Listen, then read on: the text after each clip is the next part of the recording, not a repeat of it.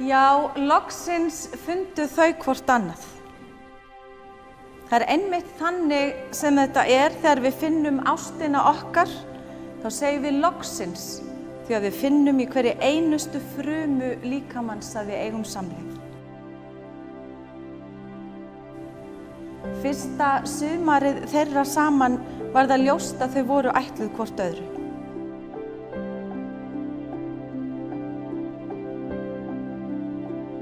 Góðar minningar sem þau geyma í huga sér, þar sem að tvær heilsteyptar manneskjur tóku það skref að verða fjölskylda. Þau tvö og börnin þeirra.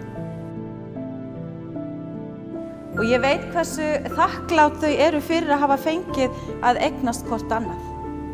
Hann fyrir að eiga konu sem besti vinur hans, fallega að utan sem innan og ekki aðeins það heldur líka skemmtileg, skipulögð, sanngjörn og óendanlega hjálpsöm. Og hún þakklát og auðmjúk fyrir að eiga mann sem ekki aðeins vildi eiga hana, heldur líka allt sem að hennar, barn og líf.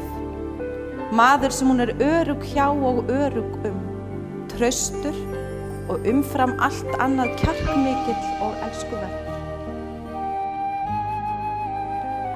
Þessi dagur upphafið að ævilöngu hjónabandi þar sem að þið, kæru brúðhjón, munu leiðast í hverju því sem að höndum ber og bera hvort annað ef þarf.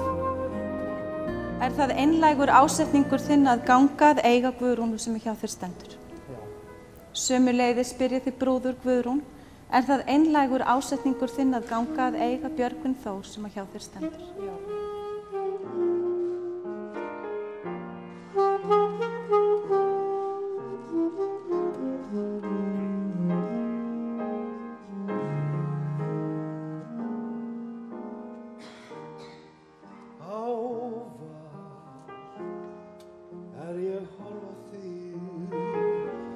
Hvað þú heillar mig.